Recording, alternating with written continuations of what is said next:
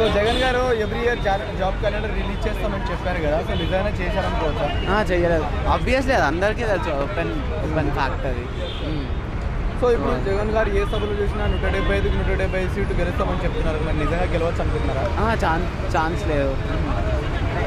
వాళ్ళకి అంటే like seats వస్తాయి జస్ట్ కొన్ని ప్లేసెస్, వాళ్ళకి తెలిసిన ప్లేసెస్లో వస్తాయి, ఇంకెక్కడ రావు. వాళ్ళు అంటే లైక్ అట్లా అనుకుంటున్నారు అంతే. సో ఇప్పుడు చంద్రబాబు నాయుడు గారు పవన్ కళ్యాణ్ గారు కలిసి వస్తున్నారు కదా, మీకు ఎలా అనిపిస్తుంది? ఇంకా వేరే ఆప్షన్ లేదు. లైక్ ఎట్లా చెప్పాలి, ఇప్పుడు జగన్ తప్ప ఎవరు వచ్చినా పర్లేదు అన్న పరిస్థితి అయిపోయింది ఏపీలో. అతను తప్ప ఎవరు వచ్చినా పర్లేదు అని పరిస్థితి అయిపోయింది.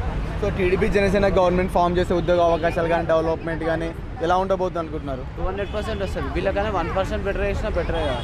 వాళ్ళు అసలు మరీ ఇప్పుడు 1% చేసినా బాగుంటుంది. వాళ్ళు మరీ జీరో అయింది, ఇంకా డౌన్ ఉన్నారు. సో బేసిక్ లెవెల్లోకి తీసుకొస్తే చాలు. సో ఓవరాల్ ఒక మాటలో నెక్స్ట్ సీఎం ఎవరంటే ఏం చెప్తారు బ్రో? చంద్రబాబు నాయుడు.